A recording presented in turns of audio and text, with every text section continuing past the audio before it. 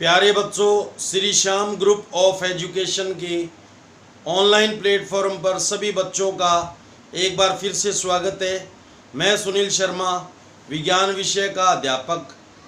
तो अपना जो पाठ चल रहा था, पाठ नंबर 2, वो लगभग 80% कंप्लीट हो गया। मतलब हाथी चला गया, बस पूछ बाकी है। वही कहानी है बिल्कुल। पाठ नंबर 2, क्या हमारे आसपास के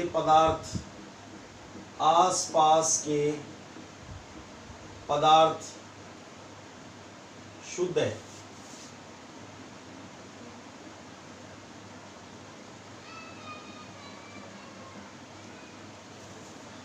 कक्षा 9।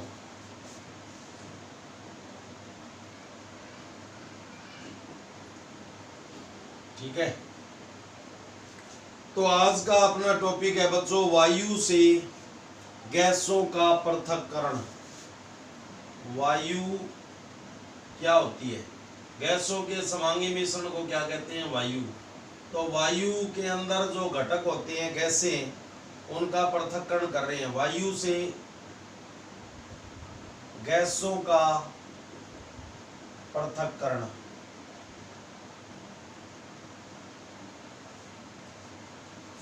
तो वायु से गैसों का पृथक्करण भी प्रभाज्य आसवन विधि के द्वारा ही किया जाता है। ठीक है। वायु गैसों का समांगी मिश्रण होती है, यानी गैसों के समांगी मिश्रण को क्या कहते हैं? वायु। वायु गैसों का समांगी मिश्रण होती है।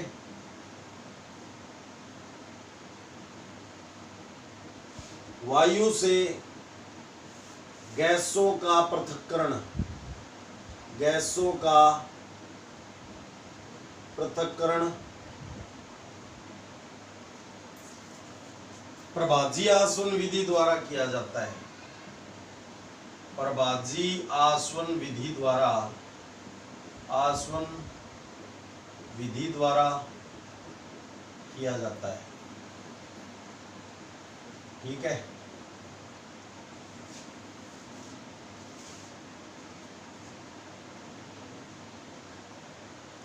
वायु से ऑक्सीजन गैस प्राप्त करने के लिए, वायु से ऑक्सीजन गैस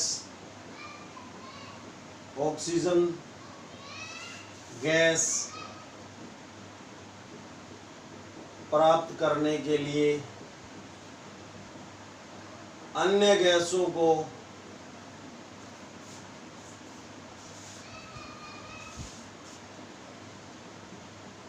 पृथक करना होता है। पृथक करना होता है। तो वायु के गैसों का एक समांगी मिश्रण होती है। वायु से गैसों का पृथक्करण कौन सी विधि द्वारा किया जाता है?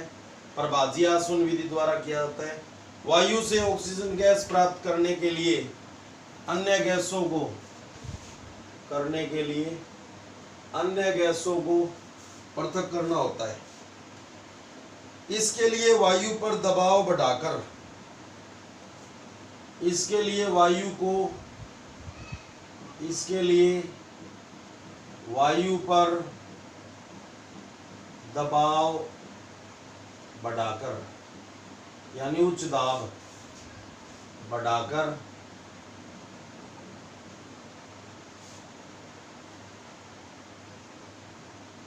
द्रव वायु प्राप्त की जाती है। द्रव वायु प्राप्त की जाती है। द्रव वायु प्राप्त की जाती है।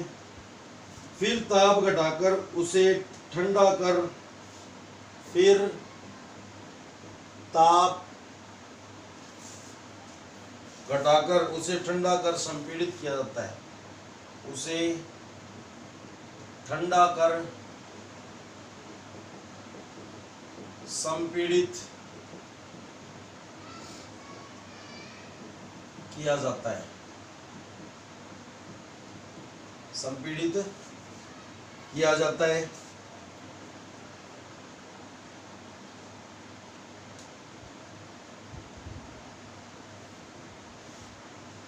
तथा इस द्रवित गैस को प्रभाज्य आसुतम में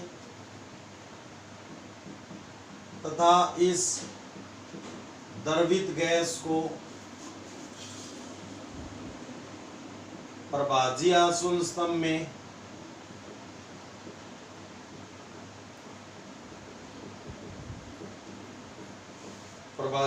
स्तंभ में धीरे धीरे गर्म किया जाता है। धीरे धीरे गर्म किया जाता है। गर्म किया जाता है। यहाँ सभी गैसें विभिन्न ऊंचाइयों पर सभी गैसें विभिन्न ऊंचाइयों पर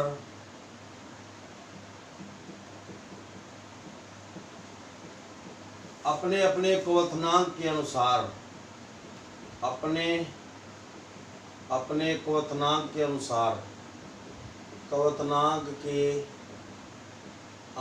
क्या हो जाती है?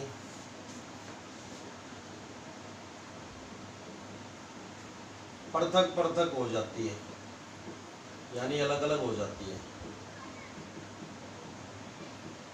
तो होता क्या है, सबसे पहले वायु पर क्या दबाव बढ़ाया जाता है और उसको द्रव में बदला जाता है। फिर ताप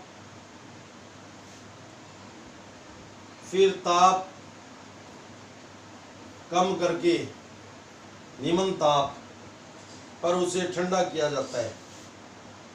ठीक है। फिर ताप घटाकर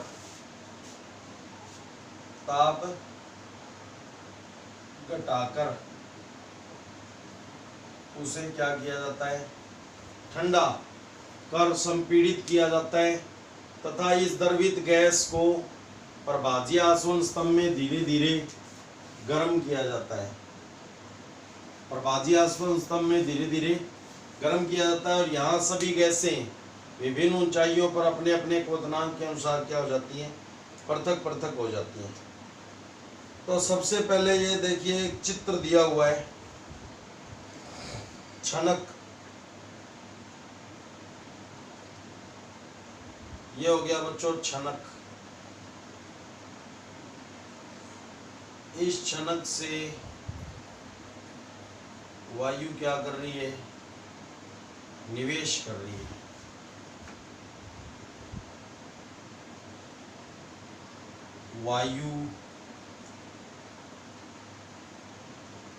वायु निवेश, ये क्या है? छनक। ठीक है, यानी छानने वाला। वायु निवेश कर रही है तो यहाँ पे ये संपीड़न क्षेत्र है। ठीक है,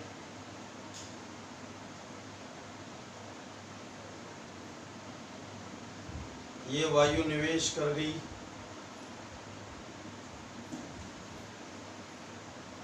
और ये संपीड़न क्षेत्र हो गया जहाँ का दाब ज़्यादा होता है। ठीक है, यहाँ का दाब क्या है? ज़्यादा।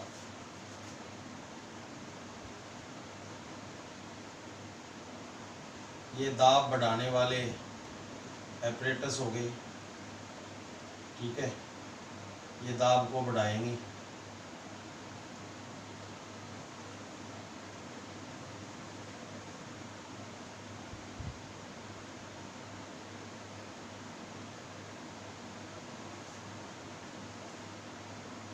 तो यहाँ पे वायु का दाब बढ़ा दिया जाता है और जो वायु है वो आगे प्रवाहित की जाएगी। इसको प्रवाह नली कह सकते हैं अपन। ठीक है, तो इस क्षेत्र में दबाव में वायु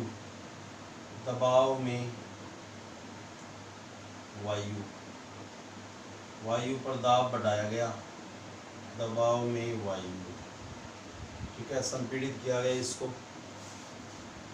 उसके बाद में यहाँ पे है गर्म वायु।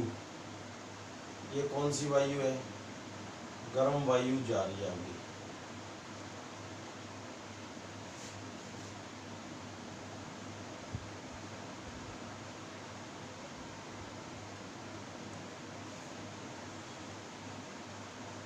इसमें आ गई है, ठीक है।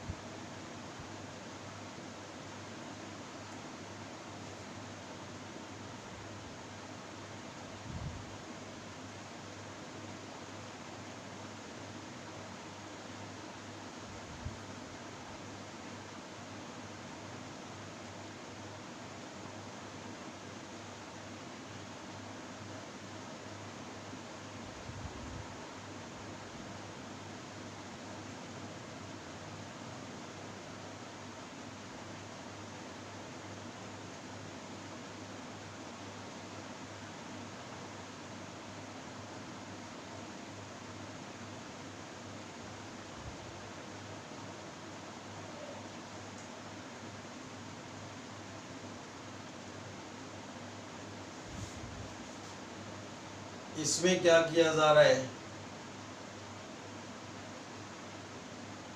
ठंडा पानी डाला जा रहा है यहाँ से। कौन सा पानी? ठंडा पानी।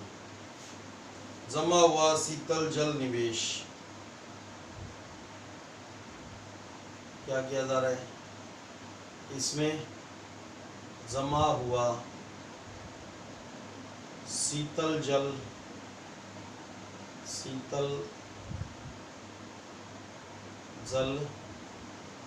निवेश। तो यहाँ से ये गर्म वायु आई है बच्चों। तो ये पानी इस गर्म वायु के संपर्क में आकर के क्या हो जाएगा? गर्म। और यहाँ से जल निर्गत हो गया। जल क्या हो गया? वो गर्म होकर के निर्गत। गर्म जल निर्गत यानी बाहर निकल गया, ठीक है। फिर यहाँ से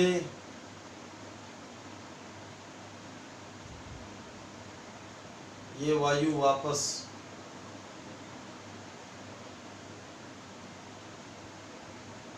ये यहाँ से कौन सा जल निकल रहा है? गर्म जल निर्गत हो रहा है, ठीक है। गर्म जल क्या हो गया? निर्गत। यहाँ पे थोड़ी जगह कम थी, इधर दिखा दिया मैंने। तो शीतल संपीड़ित वायु, यहाँ से कौन सी वायु का टेम्परेचर कम हो गया। गर्म वायु आई थी, ठंडा पानी इसमें प्रवेश किया, वो गर्म होकर के बाहर निकल गया। ये यहाँ से कौन सा जल निर्गत हो रहा है? गर्म जल निर्गत हो रहा है। निर्गत का मतलब बाहर निकलना और निवेश का मतलब अंदर प्रवेश करना। तो शीतल संपीड़ित वायु, यहाँ से कौन सी वायु? शीतल संपीड़ित यानी दबी हुई संपीड़ित वायु, इसमें से होकर के शीतल संपीड़ित वायु या तीर का निशान दिखा दो यहाँ पे। ये कौन सी वायु है? शीतल संपीड़ित वायु। शीतल संपीड़ित वायु ये आ जाएगी किसमें?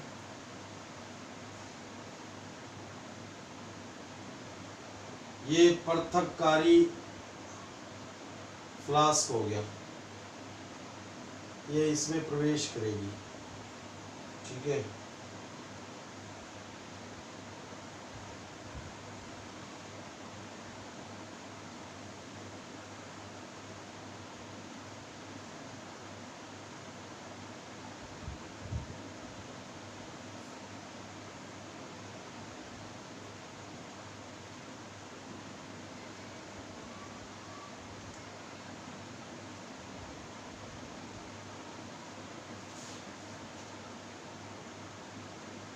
ये हो गया पृथक करने वाला, पृथक करने वाला, पृथक करने वाला।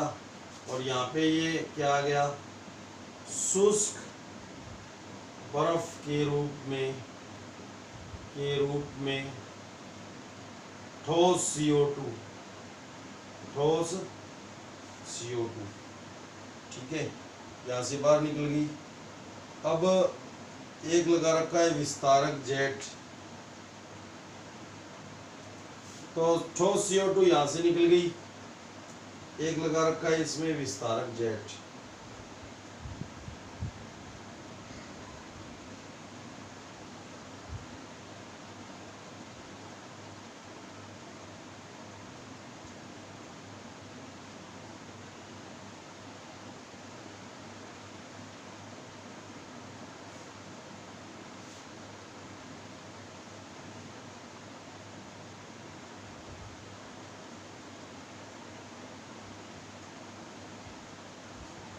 तो इसमें 3 गैसें आ जाएगी, नाइट्रोजन ऑर्गन निर्गत होगी, नाइट्रोजन और ऑर्गन क्या होगी, निर्गत।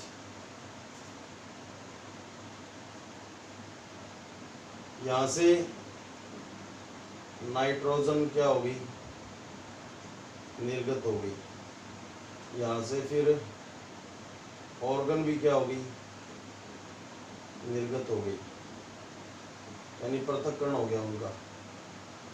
और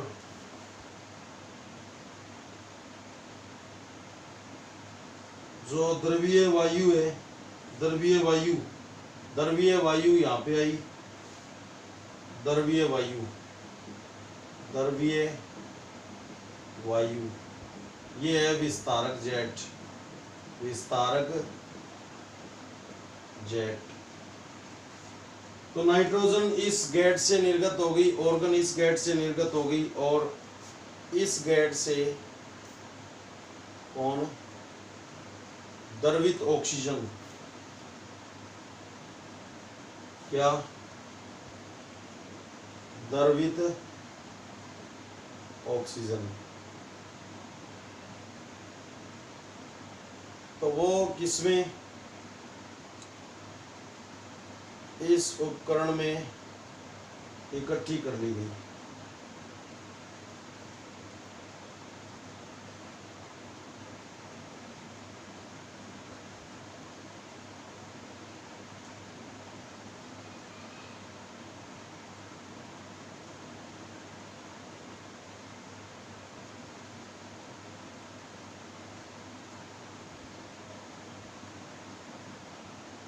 यह आ गई बच्चों द्रवित ऑक्सीजन।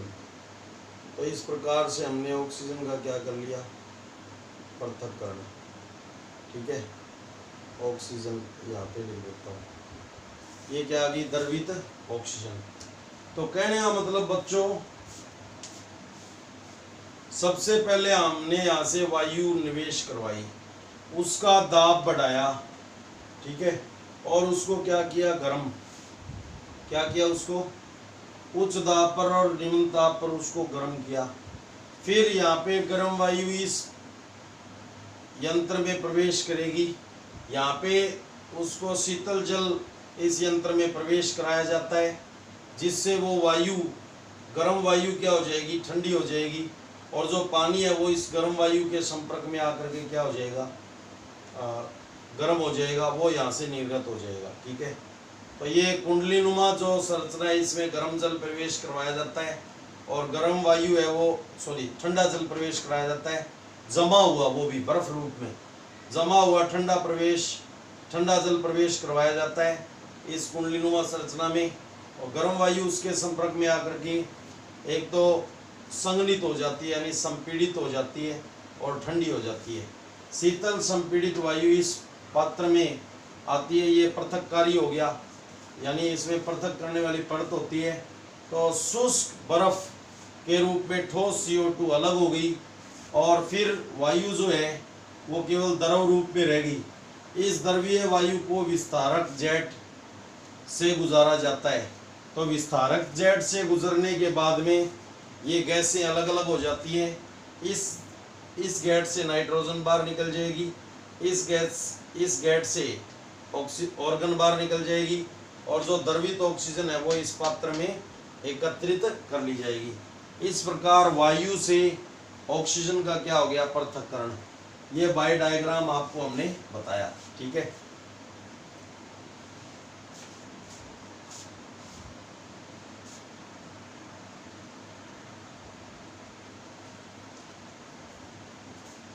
अब बात करते हैं बच्चों, इसको आरेख चित्र से कैसे दिखाते हैं। सबसे पहले ये तो चित्र से समझा दिया, ठीक है। वायु के घटकों का पृथक्करण का चित्र है ये। वायु के घटकों का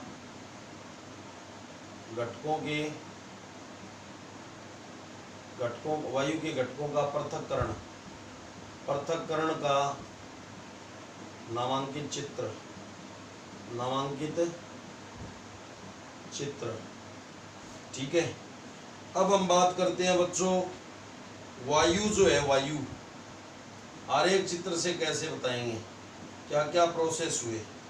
दाब बढ़ाकर और ताप कम करके वायु को संपीड़ित करना तथा ठंडा करना। सबसे पहले क्या प्रोसेस था, दाब बढ़ाकर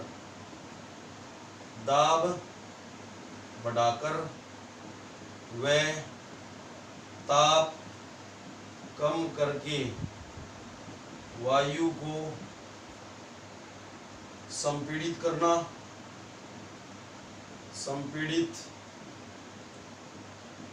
तथा ठंडा करना, ठीक है। फिर द्रवीय वायु कौन सी अवस्था में आ गई, द्रवीय वायु प्राप्त हो जाएगी। फिर प्रभाज्य आसवन कॉलम में वायु को धीरे धीरे गर्म करना।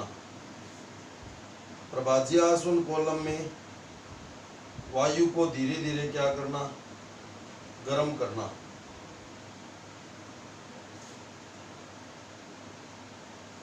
वो प्रभाज्य आसवन कॉलम हो गया, ये द्रवीय वायु आ गई, प्रभाज्य आसवन कॉलम वो हो गया, ठीक है।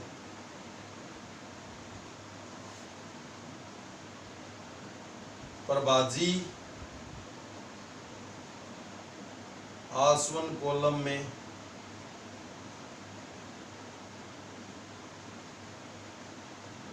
यानी स्तंभ में कॉलम इंग्लिश का शब्द है, स्तंभ हिंदी का। स्तंभ में वायु को धीरे धीरे गर्म करना, वायु को धीरे धीरे गर्म करना, ठीक है। फिर नेक्स्ट प्रोसेस क्या आएगा, विभिन्न ऊंचाइयों पर गैसों का पृथक्करण।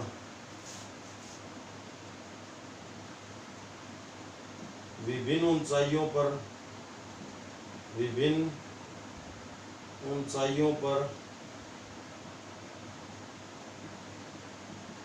गैसों का पृथक्करण, गैसों का क्या हो गया, पृथक्करण हो गया, ठीक है। विभिन्न ऊंचाइयों पर गैसों का पृथक्करण, और कैसे कैसे हुआ, 3 गैसों का हो गया। ये सारणी है, यहाँ पे गैस है, यहाँ पे उनके क्वथनांक, और यहाँ पे वायु प्रतिशत,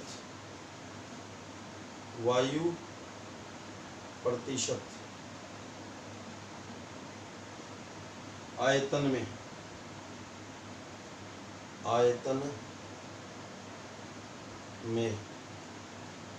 वायु प्रतिशत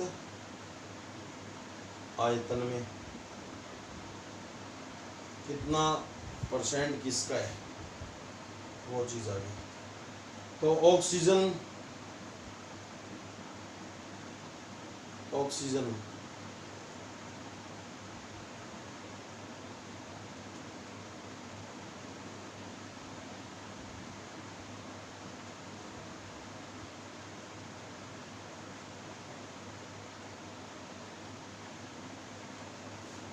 ऑक्सीजन देखो -183 डिग्री सेंटीग्रेड, क्वथनांक ये डिग्री सेंटीग्रेड में।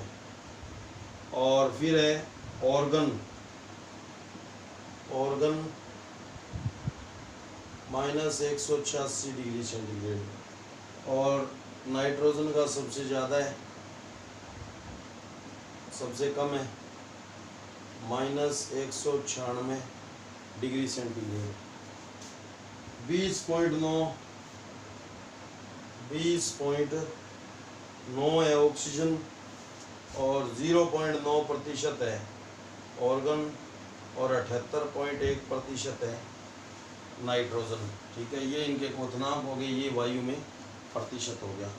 तो आपने देखा कि वायु में दाब बढ़ाकर वह ताप कम करके वायु को संपीड़ित करना तथा ठंडा करना, तो वो द्रवीय वायु में चेंज हो जाएगा। फिर प्रभाजीय आसवन स्तंभ में वायु को धीरे धीरे गर्म करना और विभिन्न ऊंचाइयों पर गैसों का पृथक्करण, ये 3 प्रकार की गैसें अपने को मिल गई। ठीक है, और ठोस CO2 है वो यहाँ से बाहर होगी। ठीक है, तो ये 20.9% ऑक्सीजन और ऑर्गन 0.9%, नाइट्रोजन 78.1% लगभग। और ऑक्सीजन का क्वथनांक हो गया है -183 और ऑर्गन का हो गया -186 डिग्री सेंटीग्रेड और नाइट्रोजन का हो गया -196 डिग्री सेंटीग्रेड। ठीक है, तो ये था वायु का पृथक्करण।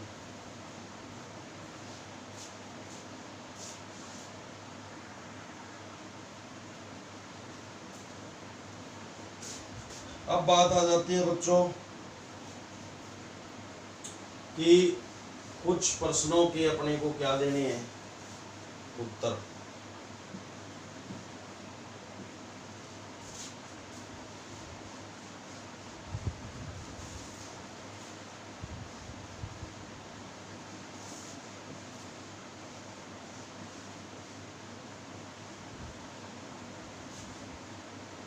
तो देखो, वायु में उपस्थित गैसों को उनके बढ़ते हुए क्वथनांक के रूप में व्यवस्थित करो। वायु, पहला प्रश्न है, वायु में उपस्थित गैसों को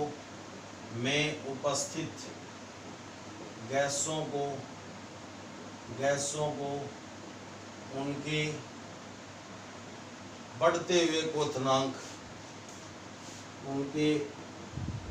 बढ़ते हुए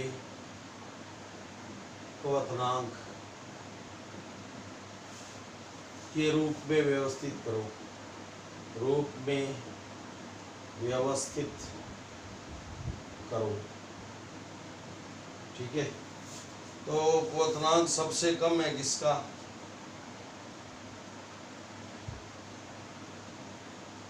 ऑक्सीजन का। ठीक है, उत्तर ऑक्सीजन का सबसे कम है, उससे ज़्यादा है किसका? ऑर्गन का। और सबसे ज़्यादा है किसका? नाइट्रोजन का।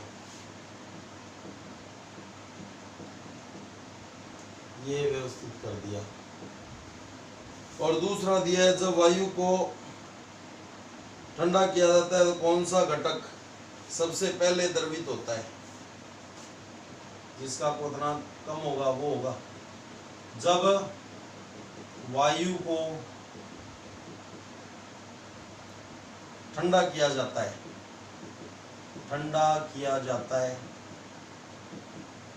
तो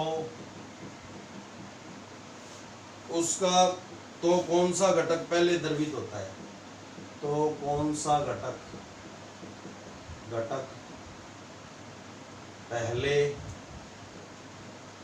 द्रवित होता है?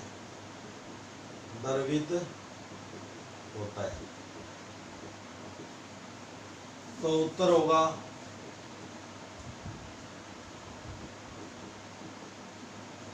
जिसका क्वथनांक कम होता है ना, वो सर्वप्रथम ऑक्सीजन द्रवित होती है।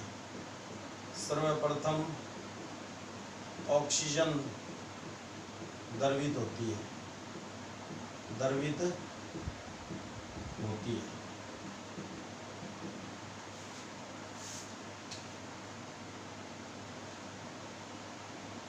तो ये आपका ये 2 क्वेश्चन पूछे हुए थे, ये कंप्लीट हो गया। अब नेक्स्ट टॉपिक, अशुद्ध नमूने में से कॉपर सल्फेट कैसे प्राप्त करेंगे। कोई अशुद्ध नमूना है यानी अशुद्ध कॉपर सल्फेट है, उसमें से कॉपर सल्फेट क्या करना है, प्राप्त करना है, तो वो हम आपको नेक्स्ट वीडियो में समझाएंगे। तो आज के लिए इतना ही। आप इस पार्ट को लाइन टू लाइन अच्छे से समझोगे तो आपको अच्छे से समझ में आएगा। तो घर पर रहिए, सुरक्षित रहिए और घर पर पढ़ते रहिए। ठीक है, धन्यवाद।